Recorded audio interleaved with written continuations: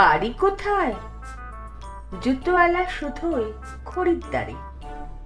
ক্রেতা বলেন ডোবাক গ্রামে, তিস্তা নদীর ধারে।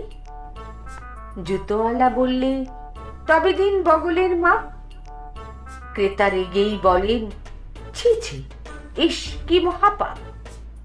জুতোওয়ালা বললে মশাই করেন কেন ছিছি, সাত সকালেই আমার উপর চটেন মিছিমিছি। ডোবা গ্রাম তো সারা বছর ডুবেই থাকে জলে, জুতো কি আর পায়ে দেবেন, থাকবে তো বগলে।